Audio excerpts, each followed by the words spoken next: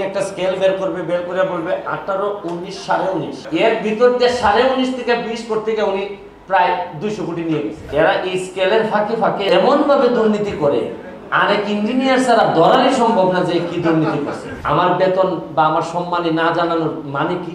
আমাদের নক্ষত্রগুলার পতন যে সময়ে হওয়ার কথা, বা এই নক্ষত্রগুলার পতন আমরা যাদের দেখতে চাই না, তাদের বহু মানুষের পতন হয়ে যায়। আর এই পতন হওয়ার কারণে দেশ জাতি যেভাবে ক্ষতিগ্রস্ত হয়, এই ক্ষতিটা আর পূরণ করা যায় না। এই জন্যে আমি প্রতিদিন আমার লাইসেন্সটা রিনিউ করি, যে আচ্ছা আমি কি এখনো ভয় পাই না, আমি কি এখনো আমার ভিতর কি লোভ কাজ করে না। এবং আপনাদেরকে কি বলবো, আমি এমপি হওয়ার পর, আগের ব্যারিস্টার সুমন আর এমপি হওয়ার পর যে ব্যারিস্টার সুমন, অনেকটুকু পার্থক্য হয়ে গেছে। কারণ আমি এখন অনেক ভিতর থেকে দেখতে পাচ্ছি অনেক কিছু। আপনি জানেন মাত্র 3 মাসের ব্যবধানে আমাদেরকে আমার এলাকায় বরাদ্দ দেওয়া হয়েছে 29 কোটি টাকা। অথচ আমরা আগে কোনোদিন জানতাম না যে এত টাকা বরাদ্দ হয়। আগে কি আপনারা কখনো জানতেন যে এমপি কত বেতন পায়?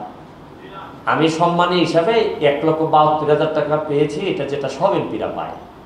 কিন্তু দেখবেন যে এই বরাদ্দের কথাগুলা কেন গোপন থাকে, কেন বলার সাহস নাই।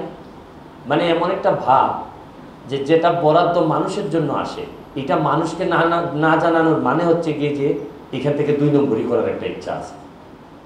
আমার বেতন বা আমার সম্মানী না জানানোর মানে কি? মানে হচ্ছে গিয়ে যে এটাতে লুকানোর কি আছে? আমি যদি শ্রম দেই, আমি বেতন পাই, এটাতে লুকাবো কেন?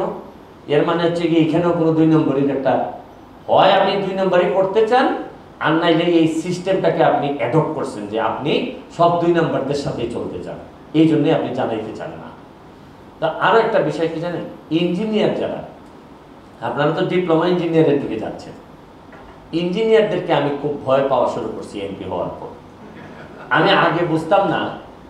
দেখেন, রাজনীতিবিদরা যখন দুর্নীতি করে, পরের বার পত্রিকাওয়ালারা রিপোর্ট করে তাকে আউট করে দেয় যে না, he is no more MP, উনি এই দুর্নীতি করছে, উনি 5টা বাড়ি বানাইছে, 3টা বাড়ি বানাইছে, আগামীবার থেকে এমপি হওয়া যাবে না। যখন অন্য একজন দুর্নীতিবাজকে আপনি ধরলেন, ব্যবসায়ী, তাকে আপনি দুদক টুদক দিয়ে তারে আপনি জেলে পাঠিয়ে দিলেন। কিন্তু ইঞ্জিনিয়াররা জানেন, যেভাবে স্কেল দিয়ে মাপে না যে অত ইঞ্চি, এরা এই স্কেলের ফাঁকে ফাঁকে এমন দুর্নীতি, অনেক সবাই না, এমনভাবে দুর্নীতি করে, আরেক ইঞ্জিনিয়ার ছাড়া ধরারই সম্ভব না যে কি দুর্নীতি করছে। এবং আপনি এখন, আমি ব্যারিস্টার মানুষ, এখন আমারও দায়িত্ব দেওয়া হইলো একজন ইঞ্জিনিয়ারের দুর্নীতি ধরার জন্য। আমি কি বুঝবো?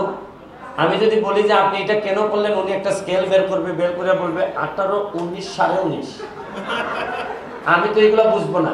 এর ভিতর দিয়ে 19.5 থেকে 20 করতে গিয়ে উনি প্রায় 200 কোটি নিয়ে গেছে। আচ্ছা, আপনি এখন পর্যন্ত দেখছেন যে কত বড় বড় নক্ষত্রের পতন হয়েছে, রাজনীতিবিদের পতন হয়েছে, সাংবাদিকের পতন হয়েছে, সব ধরনের মানুষের পতন হয়েছে, খুব বড় ইঞ্জিনিয়ারের পতন হয়েছে, শুনছেন?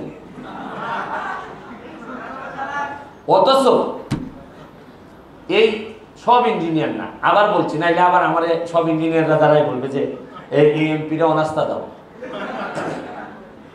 2টা ক্ষতি করে আমাদের ইঞ্জিনিয়াররা, আমাদের লাভ ওনারা অনেক করতেছেন। একটা ক্ষতি হচ্ছে কি, যারা অসৎ, একটা ক্ষতি করার হচ্ছে গিয়ে তারা সেবা করার নামে আমাদেরকে ইঞ্চির ফাঁকে ফেলে টাকা পয়সা যা নেন নিয়ে যাচ্ছে। আর আরেক জাতের ইঞ্জিনিয়ার আছে, এরা একটু কোয়ালিফাইড হইলেই দেশটা ছেড়ে দেয়। মানে অনেকটা হচ্ছে গিয়ে গ্রামের ছেলেরে বাবা মা এত কষ্ট করে পড়ানোর পর দেখা যাচ্ছে যখন ইনকাম করে ছেলে মেয়েরে খাওয়ানোর সময় আসে, তখন কিন্তু সে ঢাকায় একটা ধনী শ্বশুর বাড়িতে গিয়ে বিয়ে করে, যার কারণে আর বাবা মা আর আসতে পারে না। তো ওই স্মৃতিটুকু নিয়েই বেঁচে থাকতে হয়।